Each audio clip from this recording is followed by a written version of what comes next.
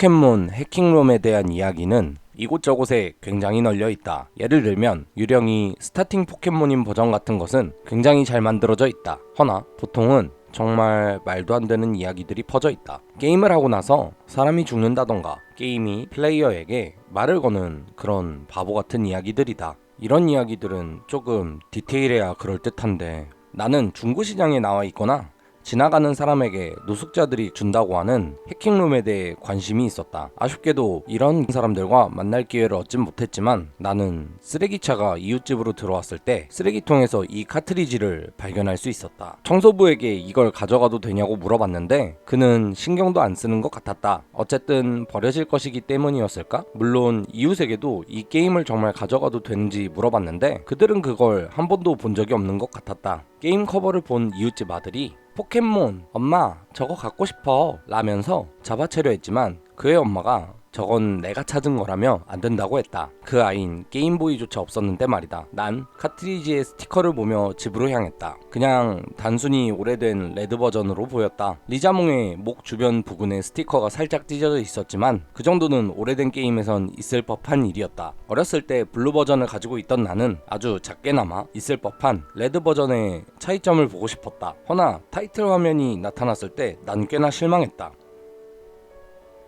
젠장 해킹룸이었다. 난 레드 버전을 하고 싶었던 것이지 이런 해킹룸을 하고 싶었던 것이 아니었기 때문에 살짝 실망했다. 뭐 공짜니까 한번 해보지 뭐. 하지만 이름이 이상했다. 목 졸린 레드? 이름부터 이상한 점이 한두 가지가 아니었다. 그러나 이에 대해 계속 생각할수록 나는 점점 더 흥미를 가지게 되었다. 처음에 느꼈던 실망감은 호기심으로 바뀌어 제작자가 무엇을 만들었는지 궁금해졌고 나는 내가 본 것을 전부 기록할 생각이었다. 가장 먼저 알아챈 이상한 점은 타이틀 화면에서 트레이너 옆에 있어야 할 포켓몬이 파이리가 아닌 리자몽이었고 또한 원래대로라면 그 포켓몬이 하나하나 돌면서 바뀌어야 하는데 여기선 암만 기다려도 그냥 리자몽인 채였던 것이다. 어깨를 으쓱하고는 시작 버튼을 눌렀는데 원래는 들려야 할 리자몽의 울음소리가 들리지 않았다. 모험을 계속한다 옵션이 있길래 이전의 주인이 무엇을 해놓았는지 궁금해진 나는 눌러보았다.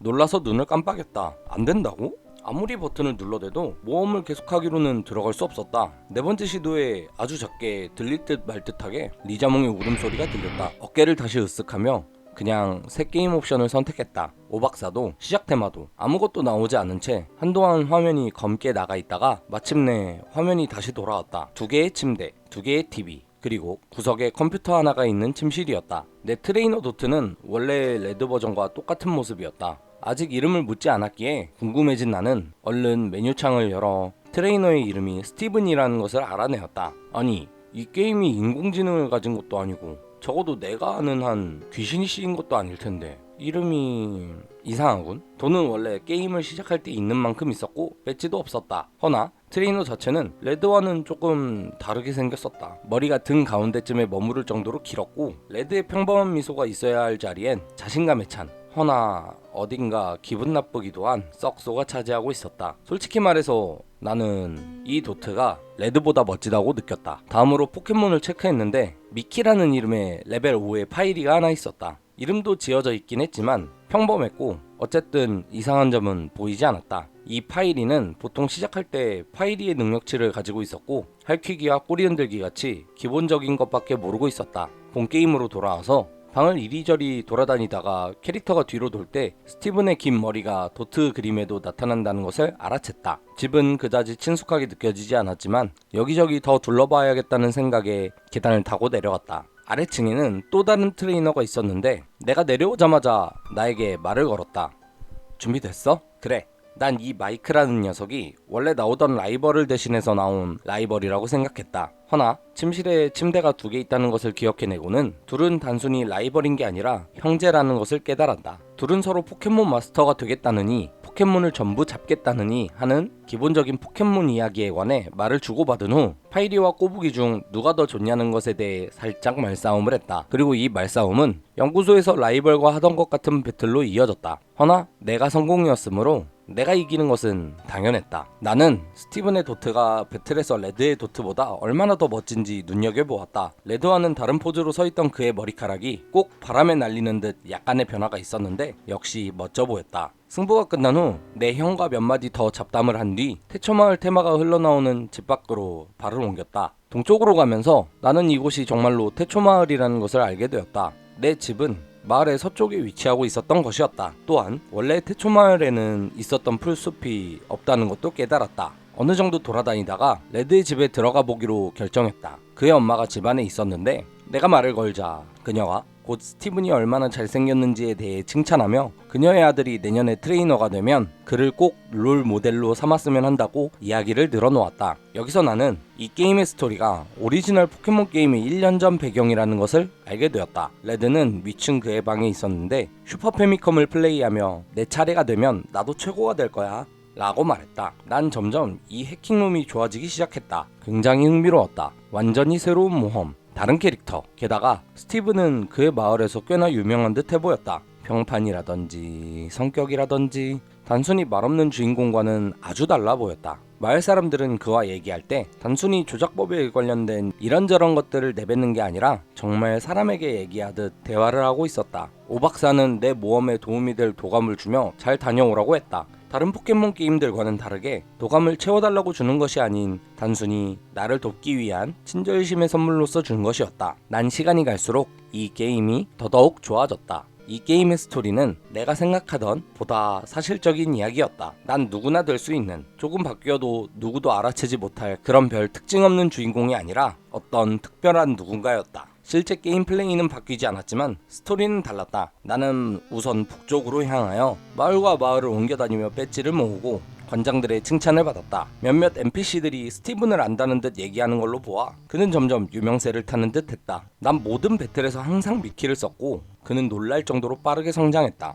웅이도 쉽게 이기고 이슬이마저 문제없었다. 미키에게 효과가 좋은 기술들에 대해 다른 포켓몬들만큼 심하게 데미지를 받지 않았고 보통의 파이리드보다 더 강했다. 정말로 강했다. 심지어 레벨이 아직 25밖에 되지 않았을 때 리자몽이 되었는데 조금 이상했지만 나쁘지 않다고 생각했다. 그러나 내가 보라타운에 들어설 때 점점 이상해지기 시작했다. 그래, 나도 안다. 보라타운은 모든 괴담들의 핵심이지. 하지만 이 보라타운이 눈에 확 띄게 달라져 있었다. 이 게임의 배경이 레드의 시기보다 1년 전이라는 것을 생각하고도 로켓단이 아직 이곳을 점령하러 오지 않은 것을 보고 굉장히 이상하게 생각했다. 고우스를 잡으려고 포켓몬타워에 들어갔을 때 그때 다시 뭔가 이상한 낌새가 보였다.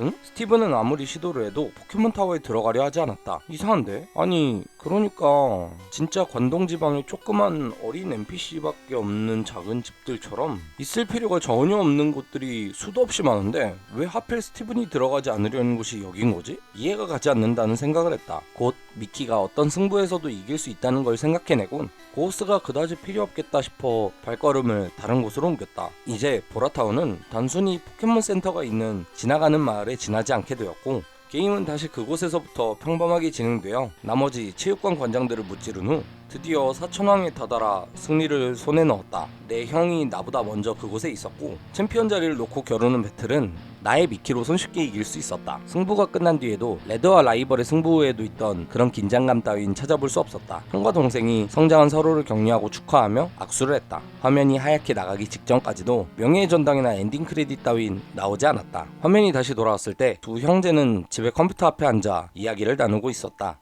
싫은데. 에이, 도감을 완성하기 위해서 잠깐만 빌려달라는 것 뿐이야. 미키가 잠깐 동안이라도 나를 주인이라고 인정해야 도감의 포켓몬이 채워지는 거니까. 하지만 미키는 내 꼭 돌려준다고 약속할게. 그러니까 응? 나는 뭐가 갑자기 어떻게 된 건지 알 수 없어서 상황을 살피기 위해 아니오를 선택했다. 제발 부탁해. 응? 부탁해 제발. 응? 얘를 누를 때까지 단순히 반복될 것이라는 걸 깨달은 나는 무슨 일이 일어날지 보기 위해 얘를 선택했다. 좋아. 아주 잠깐이면 우리 둘 다 포켓몬 마스터가 되는 거야. 포켓몬 교환을 할 때 나오는 애니메이션이 나오고 거기서 난 조금 이상한 점을 발견했다. 교환하는 트레이너가 나 혼자밖에 나오지 않는 것이었다. 뭐 상관없나? 원래 이렇게 되는 걸 테니까. 미키가 먼저 트레이딩 튜브 안으로 들어가 마이크 쪽으로 가는 것을 무덤덤하게 지켜보고 있었다.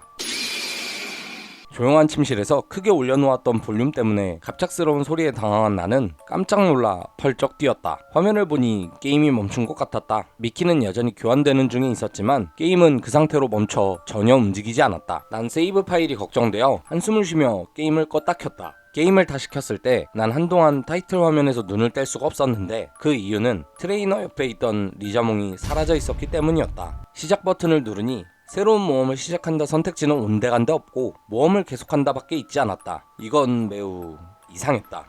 모험을 계속한다 옵션을 선택하니 나에 대한 정보를 보여주는 것도 없이 바로 시작했다. 그리고 난 그 뒤 화면에 떠오른 것을 보고 놀랐다.